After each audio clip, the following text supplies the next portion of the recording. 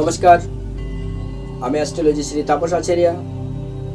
2024 সাল বৃশ্চিক রাশি জাতক জাতিকাদের ভাগ্যফল। প্রথমেই বলবো, যারা আপনারা দু চাকা চালান তারা একটু সতর্কতা অবলম্বন করে চলবে।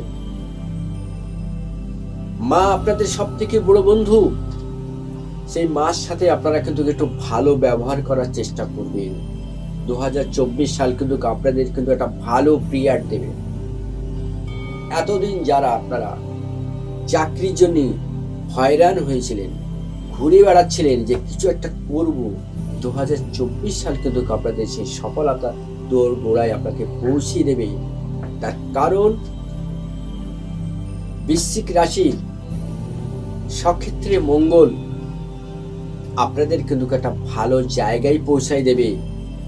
কিন্তু মায়ের শারীরিক কিন্তু একটু কষ্ট পেতে পারে, শরীর নিয়ে একটু ডিস্টার্ব থাকতে পারে। মা যেহেতু বৃশ্চিক রাশিতে যখন চন্দ্র থাকে, কিন্তু মায়ের হেলথ খারাপ যায়। রক্তের কোনো রোগে সে হয়তো ভোগে, থাইরয়েড বলুন, কোলেস্ট্রল বলুন, ইউরিক অ্যাসিড বলুন, এই ধরনের কোনো রোগে বা অ্যাজমা, ঠান্ডা কফ জাতীয় রোগে কিন্তু মা ভুগবে। আর আপনি যদি বেশি টেনশন দেন মাকে, তাহলে মা আরো ভুগবে।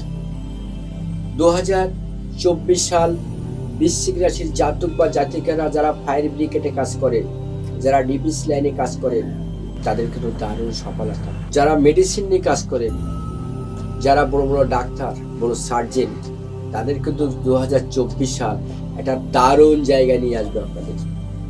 কারণ বৃশ্চিক রাশির জাতক বা জাতিকারা কিন্তু ভালো ডাক্তার হয়। এটা দারুণ অপারেশনে ভালো একজন অজ্ঞান ডাক্তার হতে পারে।